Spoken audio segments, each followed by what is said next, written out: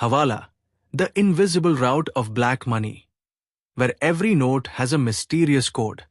The night is dark, the city is asleep, but there is a place where neither the lights go off nor the transactions stop.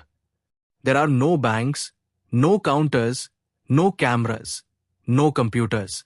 There are only people, fear, greed, and a network that no one can see, yet its impact is felt everywhere.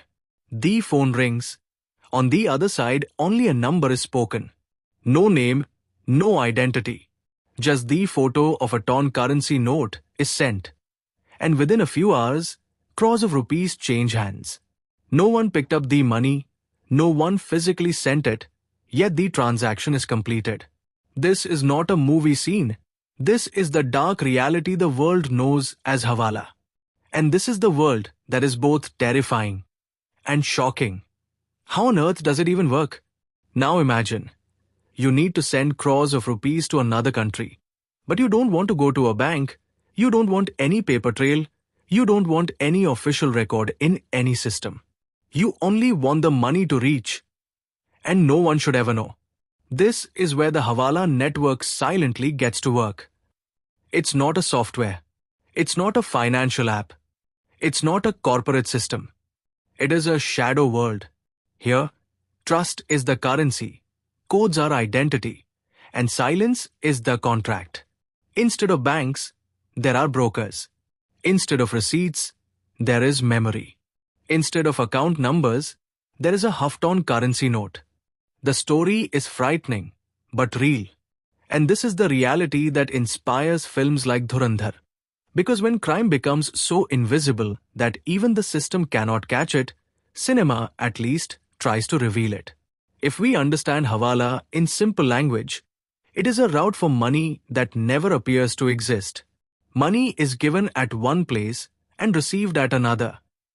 But officially, the money never travels. No bank slip, no transfer record, no registration. One person gives money, another receives a code, and a third person sitting in another country hands over the money based on that code. The entire system runs on trust, network, and secrecy. The word of a Hawala agent itself is the contract, and his name is the guarantee. They operate as if they have their own invisible government that has existed for centuries, where the law is what they decide, and the rules are what they set. But the biggest question is, how does verification happen? How can such huge amounts of money be handed over to a stranger? This is where Hawala's most dangerous and cinematic element comes in, the code system.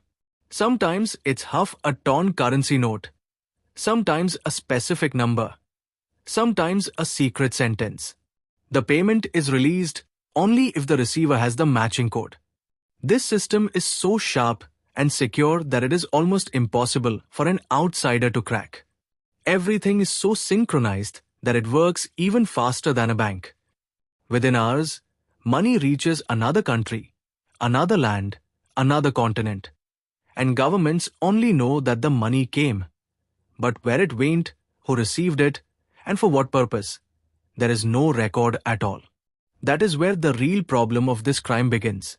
This is not just an illegal money transfer. It is the oxygen that keeps black money alive and the fuel that terrorism breathes. Hawala money is not only used for weddings, business, or personal transfers. Its biggest use is in terror funding, drug trafficking, arms supply, and sustaining organized crime. Whenever a terror activity unfolds, whenever a major conspiracy is executed, there is often an invisible financial channel behind it. And many times that channel is Hawala. That is why Hawala is not just a financial crime, it is a national security threat. If you wonder how such a system survives in a country like India, where laws are strict, agencies are active, and technology is advanced, the answer isn't simple, but it is real. Hawala thrives where people have less trust in the system, where they trust brokers more than banks, where they believe a code more than paperwork. Also, Hawala is one of the world's oldest parallel banking systems, existing long before modern financial structures.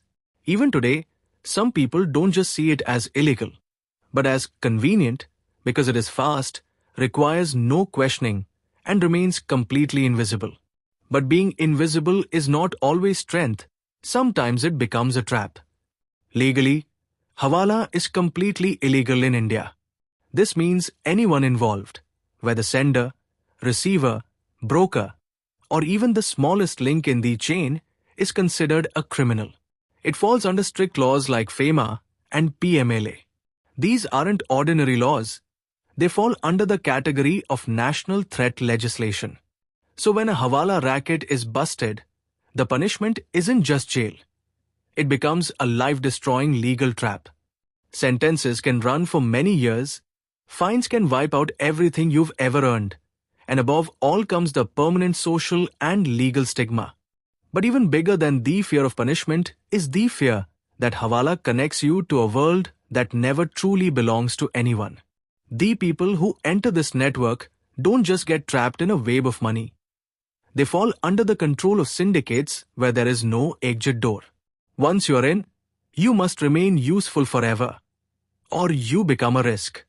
That is why Hawala is not just called a financial crime, but a dangerous underworld economy. This economy is neither above the law, nor beneath it.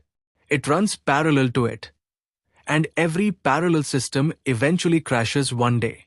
The way the film Dhurandhar has brought this world to light, it has surely entertained people, but it has also opened their eyes.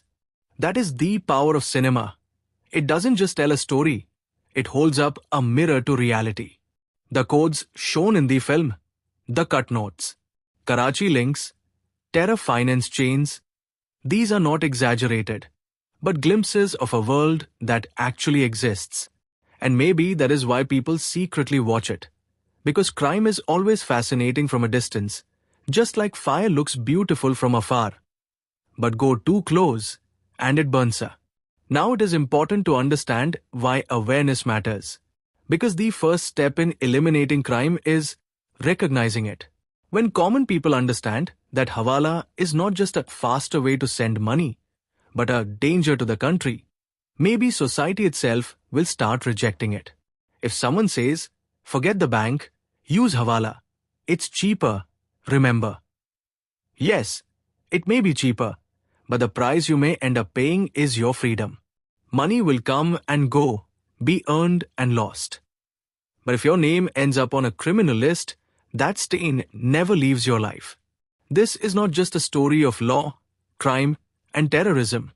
It is the story of that thin line where convenience turns into greed and greed turns into crime.